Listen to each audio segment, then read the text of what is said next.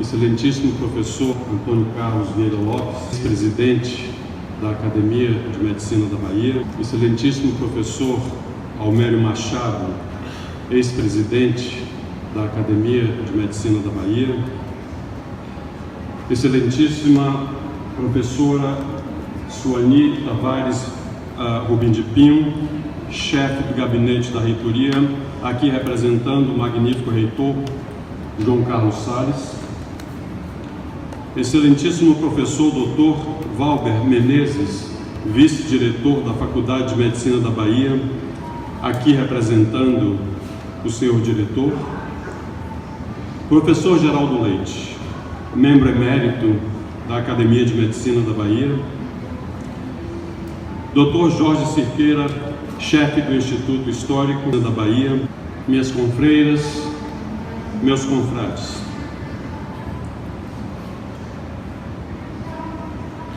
Cabe-me agradecer a presença de todos que aqui vieram para demonstrar amizade, simpatia, apreço e calor humano neste momento, para mim, tão especial. É um momento de intensa emoção, no qual não posso deixar de assinalar o quão feliz me sinto. Primeiro, com a presença de minha mãe, Maria Bonfim de Oliveira,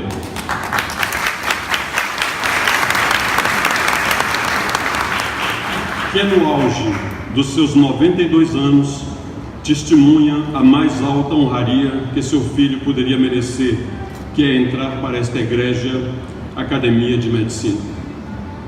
Meu pai, José Francisco de Oliveira, falecido há 7 anos, certamente também estaria muito feliz com essa honraria. Sinto-me igualmente tocado por estar compartilhando este importante momento com minha querida filha caçula Patrícia e com minha esposa Mônica, companheira amorosa e paciente que tornou minha vida mais leve, segura e feliz nos últimos 26 anos. Por outro lado, não sem uma pequena nuvem de tristeza, sinto neste momento a ausência de 3 dos meus 4 amados filhos por residirem e exercerem suas atividades profissionais em outros países. O Irá em Portugal, Ivo na Suíça e Olívia no Canadá. No entanto, eles estão aqui representados na presença de sua mãe, minha querida amiga, professora doutora Maria Cristina.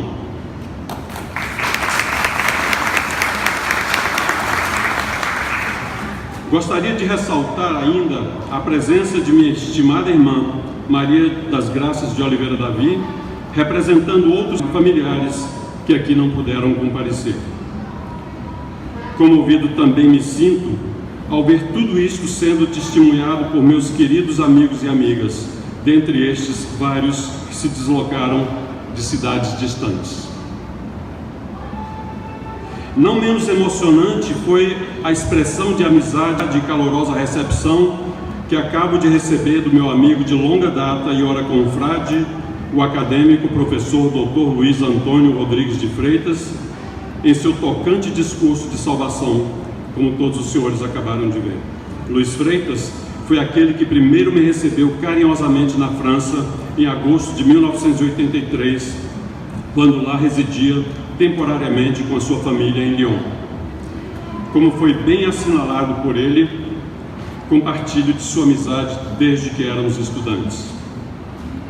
Senhor Presidente, senhoras e senhores, minhas confreiras e meus confrades, meus queridos familiares e amigos presentes, sei da importância histórica e da grandeza desta egrégia academia e vejo-me pequeno diante dela. Entretanto, sinto-me fortalecido pela perspectiva de crescimento pessoal que antecipo na convivência com meus nobres colegas acadêmicos. Sei que com eles aprenderei a ser uma pessoa melhor e mais sábia.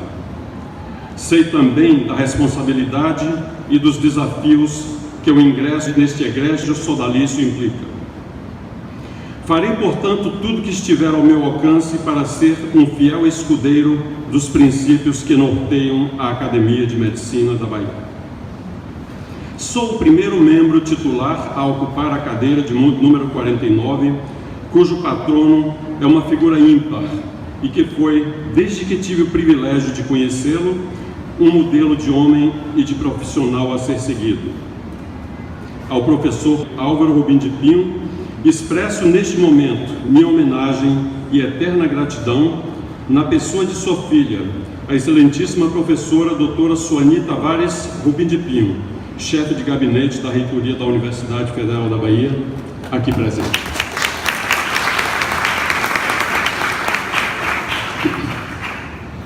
Há 17 anos, tive o privilégio de suceder o professor Álvaro Rubim de Pinho, mediante concurso, ao assumir a cadeira de professor titular de psiquiatria do então Departamento de Neuropsiquiatria, hoje Departamento de Neurociências e Saúde Mental da Universidade Federal da Bahia. Agora, mais uma vez, a boa sorte me toca, ao ter a honra de ocupar a cadeira desta egrégia academia que tem como patrono este grande e saudoso homem. Aqui me encontro para falar sobre o professor Álvaro Rubim de Pinho e não poderia me furtar de contextualizar relatando dois momentos muito especiais que envolveram minha convivência com ele, para mim, afetivamente, muito significantes. O primeiro momento foi quando, no início de 1983, por um curto período de 4 meses, estagiei na enfermaria 3B do Hospital Universitário Professor Edgar Santos, à época por ele chefiado. Eu havia tomado uma decisão que mudaria o rumo de minha vida, ao trocar a cardiologia, após 2 anos de residência no IBIT Hospital do Tórax e mais 2 anos de prática, pela psiquiatria, na qual eu dava os primeiros e incertos passos.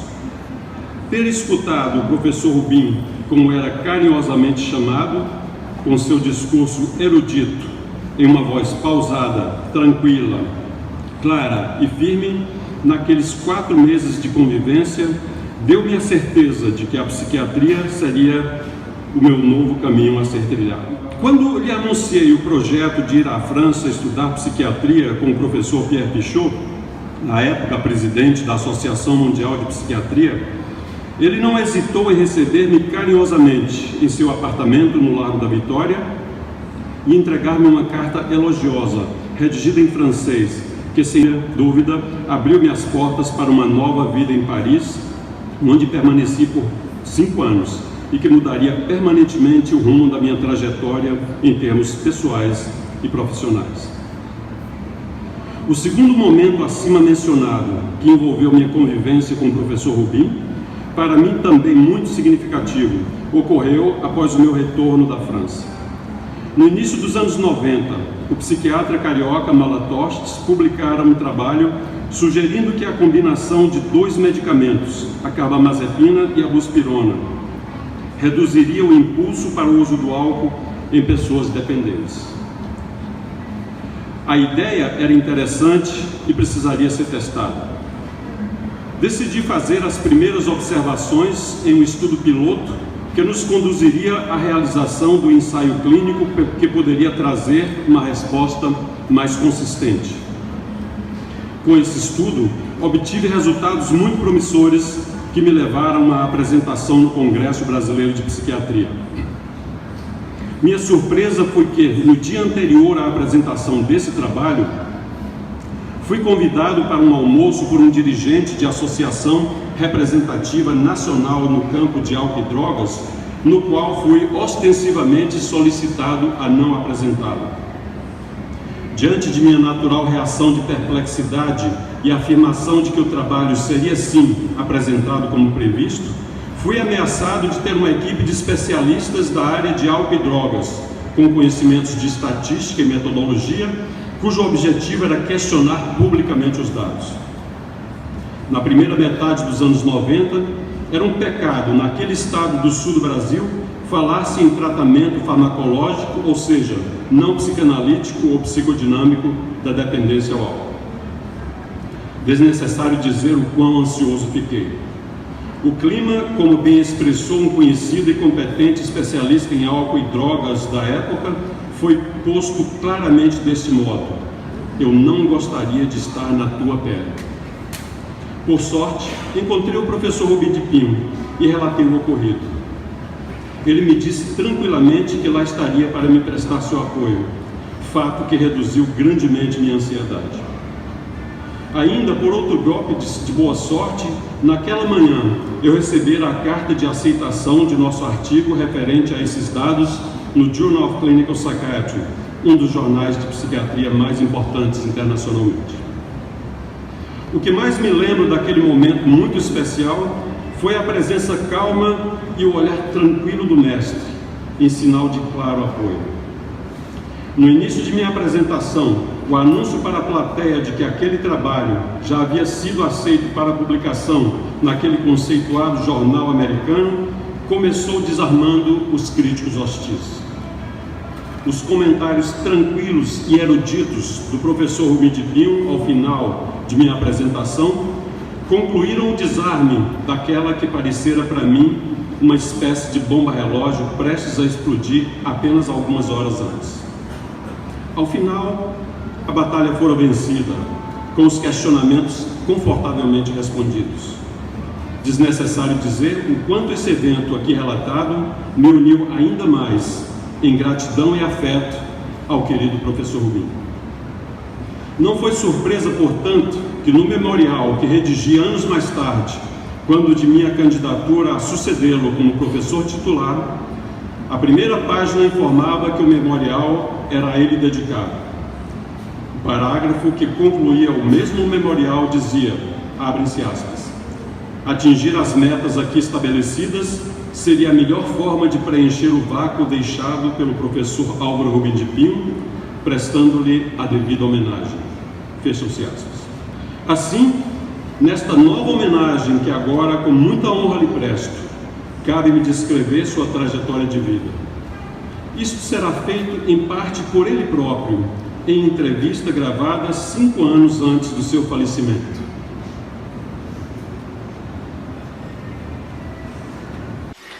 Meu pai era médico baiano, nascido e formado na Bahia, e no começo do século foi para Manaus. Sou amazonense, o caçula dentre 4 irmãos, e o único que desejou ser médico. Ante esta iniciativa, o caminho estava traçado. Deveria estudar na Bahia, onde tinha parentes. E aos 16 anos, viajei para Salvador, onde fiz o então curso complementar pré-médico. Eu nasci numa data muito fácil de gravar, 22 de 2 de 22. E cheguei a Salvador no dia em que completei 16 anos, isto é, 22 de 2 de 38. São algumas coincidências.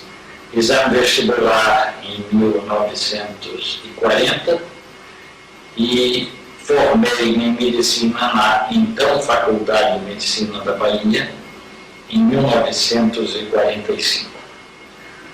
Minha vida de estudante foi muito marcada pela atividade associativa, poderia dizer política. Foi a época contemporânea da guerra, dos anos 39 a 45.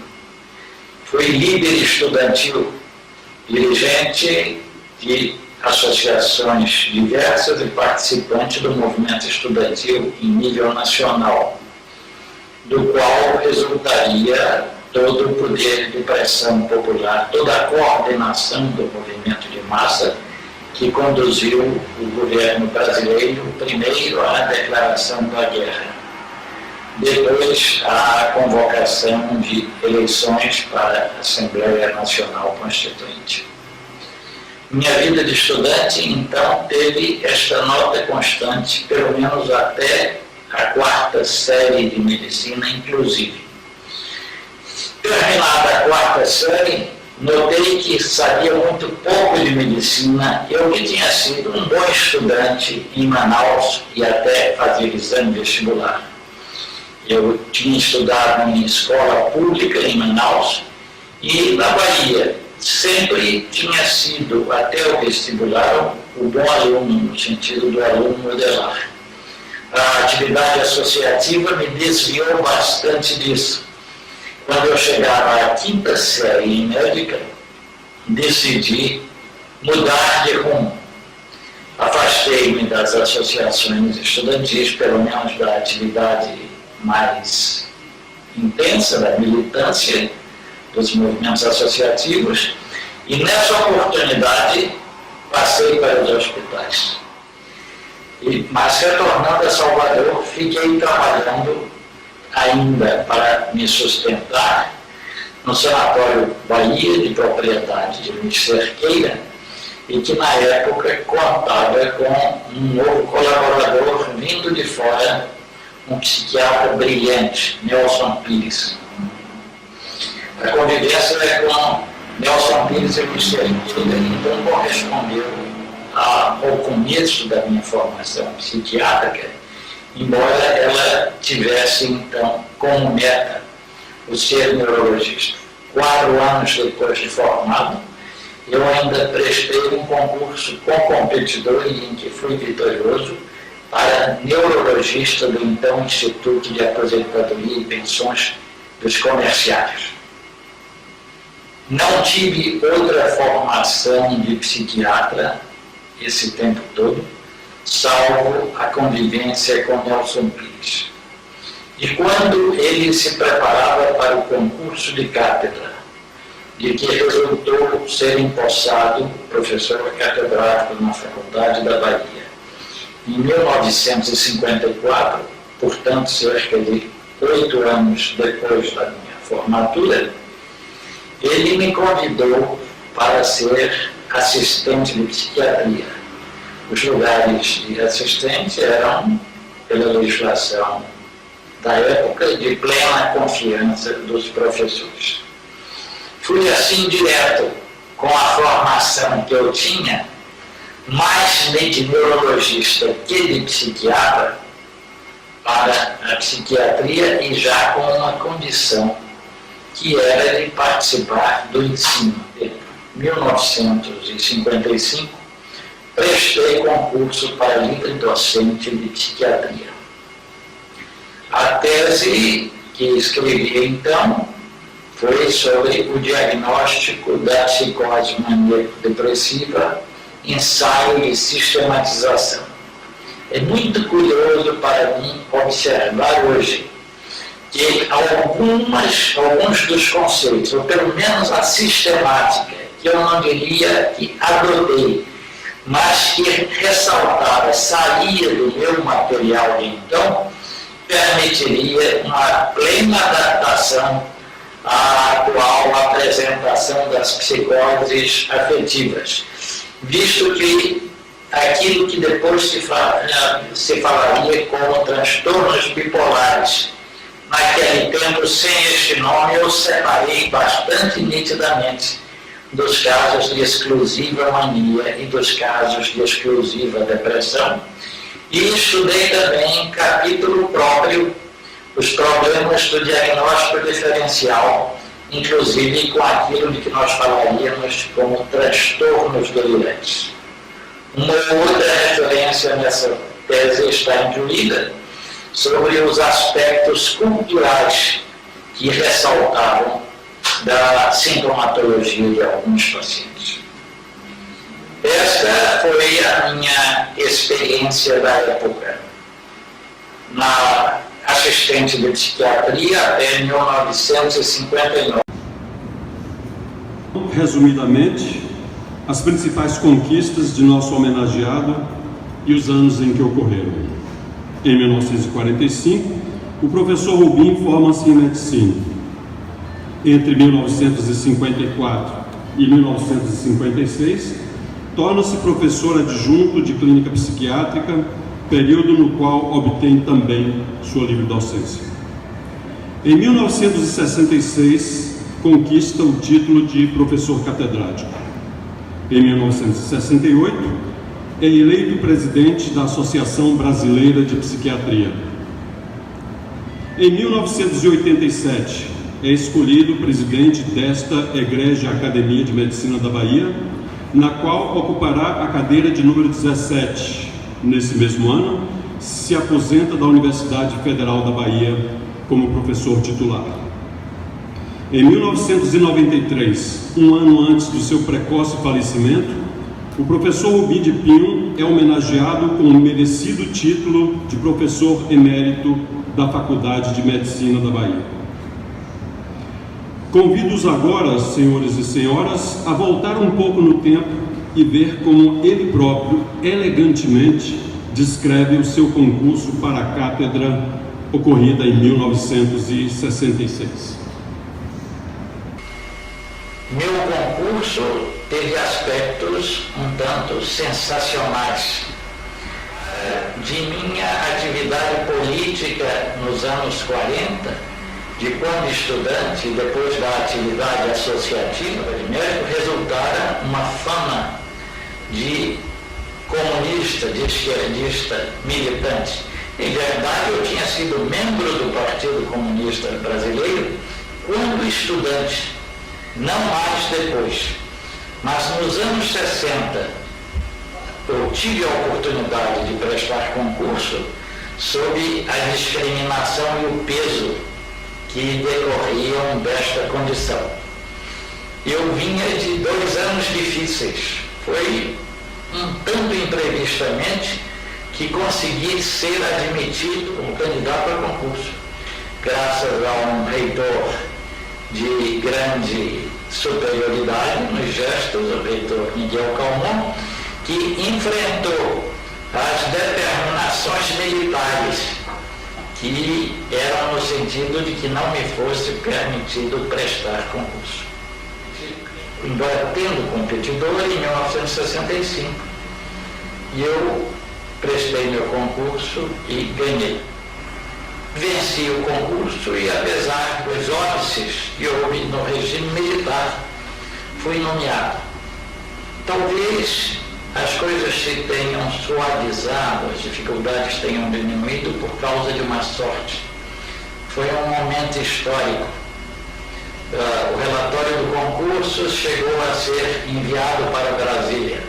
Mas nesse meio tempo, depois do meu concurso e antes da posse, entrava em vigência a lei do Estatuto do Magistério, pela qual a nomeação deixava de ser feita pelo presidente da República e passava a ser de autonomia do reitor da universidade.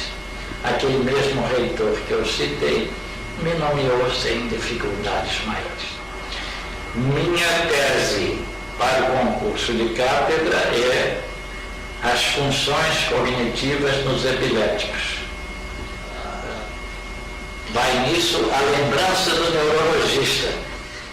Essa minha tese é uma tese um tanto fria, muito mais de números, uma correlação entre resultados da escala Wechsler-Deauville com exame clínico, história pessoal e eletroencefalograma. Mas, na época, teve um valor que eu julgo apreciável. Senhores e senhoras, minhas confreiras e meus confrades, segundo informa Valmor Piscinini, psiquiatra e historiador da psiquiatria brasileira, Rubim foi mentor e formador de sucessivas gerações de psiquiatras baianos. Como homem político, foi ativo participante na liderança da política médica em nível regional e nacional. Como pesquisador, seguiu a trilha aberta por Nina Rodrigues, ao defender que os psiquiatras se interessassem pelas crenças, crendices e o imaginário popular. Seu trabalho envolvendo psiquiatria transcultural é reconhecido no Brasil e internacionalmente.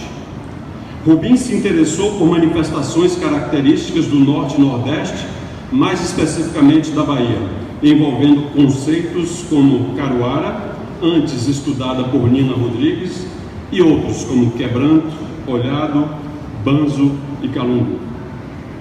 O professor Álvaro Rubim de Pinho é uma unanimidade e encontra-se no mesmo patamar de outros grandes mestres da psiquiatria brasileira, aqueles de quem recordamos e nos quais nos inspiramos. Isto porque o que fez, o fez com profundidade e competência. Suas áreas de atuação englobaram psiquiatria clínica, psiquiatria forense, neuropsiquiatria e história da psiquiatria. Por outro lado, sua profunda imersão e produção na psiquiatria transcultural foi o que mais o destacou e o diferenciou em função de sua grande originalidade. Como assinala o professor Dalgala Rondo, titular de psicopatologia da Unicamp, abre aspas, uma obra densa, original, consistente, de um mestre que foi grande porque estudou com paixão e arte o sofrimento mental de seu povo nas sutilezas e riquezas culturais que muitos insistem em não enxergar. Fecham-se aspas. O professor Álvaro Rubim de Pinho, um intelectual que gozava da amizade do escritor Jorge Amado, foi sem dúvida um homem à frente do seu tempo. Observem esta constatação escutando a mensagem que ele deixa para as próximas gerações de psiquiatras brasileiros.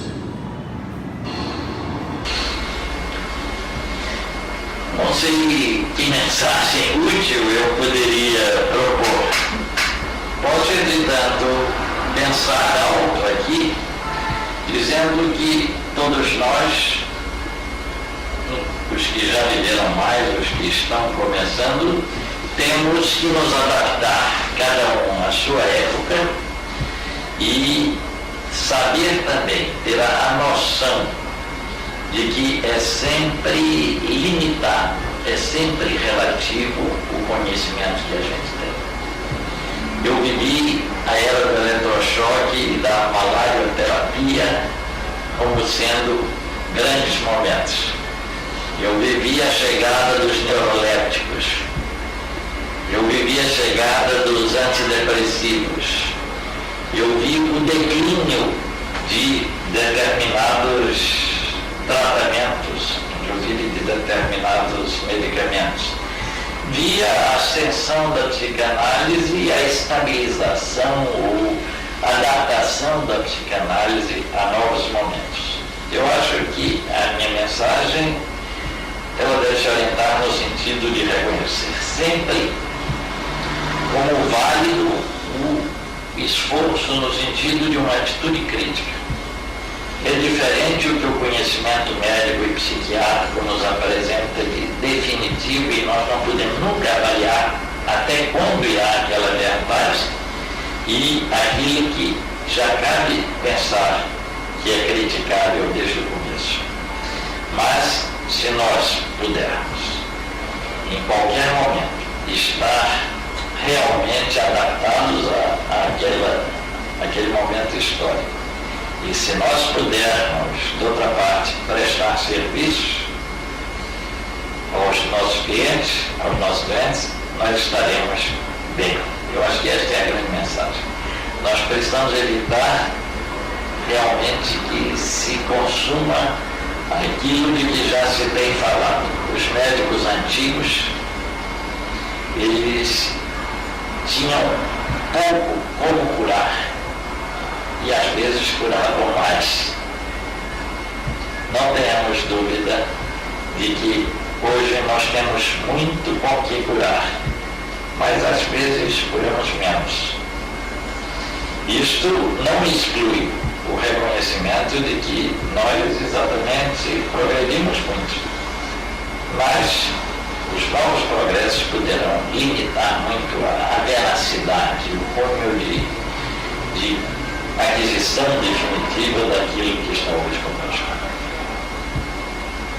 Fundamentalmente, para o médico, para o psiquiatra, não se afastar do conhecimento do novo e não esquecer, nem omitir na sua elaboração das decisões o conhecimento antigo. Meus confrades, minhas confreiras, senhores e senhoras, neste momento solene e de profunda emoção, quem me dera poder merecer a honra de estar à altura desse homem a quem agora homenageio. Consola-me saber que, como professor titular que o sucedeu, fiz o melhor que pude para continuar suas realizações. Agora, como membro titular deste egrégio sodalício, quando ocupo a cadeira que tem seu nome, resta-me ainda, humildemente, mantê-lo como inspiradora lembrança. Muito ainda há a ser feito. Muito obrigado. Passo a palavra à presidência da mesa para as considerações e conclusões sobre o trabalho da noite de hoje. A Academia de Medicina da Bahia foi fundada em 1946 por Jaime Sabenezes, e os objetivos da academia são promover a ciência, a assistência, a promoção pública, de qualidade, atenta à qualidade do ensino, enfim. Ela tem uma multiplicidade de ações e que nós, acadêmicos, buscamos cumprir. A ascensão à academia não é uma trajetória muito fácil. Existe o regimento de que o candidato seja médico, claro, e que tenha uma atividade comprovada, seja a nível científico, a nível assistencial, mas que tenha colaborado efetivamente com a medicina baiana e a medicina brasileira. O processo de seleção do professor Elismar passou, como passa todos os outros processos. É aberto o edital, a pessoa preenche os pré-requisitos, um currículo vitae, um trabalho original ou memorial. Aqui é apresentada uma comissão delegada pela academia e que, após julgamento, encaminha a Assembleia da Academia que, por fim, aceita ou não. No caso do professor Elismar, é evidente, por tudo que nós ouvimos falar sobre ele, não foi difícil para a comissão poder recomendar a sua aceitação como membro da academia, e é o que nós estamos acabando de assistir, que foi realizado há poucos momentos. Por tudo que foi dito pelo professor Elismar, com certeza podemos dizer que nesse momento a academia se sente engrandecida e honrada, professor, com a sua presença. Temos certeza que o senhor colaborará para o desenvolvimento do nosso jornalismo. Outra coisa muito especial, muito rapidamente, é que eu tive o privilégio de, nesse momento, me lembrar de que fui aluno, simultaneamente, de Nelson Pires e do professor Rubinho Pio.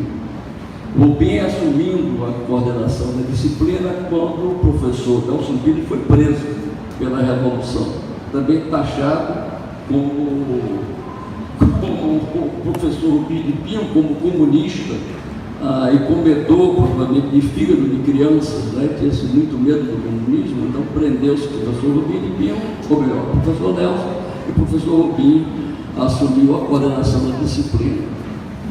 E outro momento muito interessante, e que nos deixa muito feliz, é de assistir pela primeira vez a posse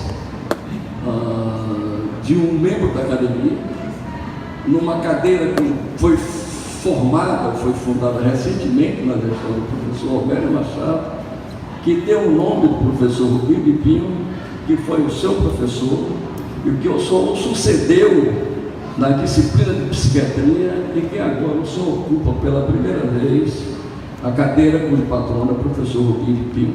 E mais ainda, na presença de um familiar do professor Rubinho Pinho, a professora Suane. Então são acontecimentos ou coincidências que realmente tornam esse momento muito diferenciado e muito ímpar.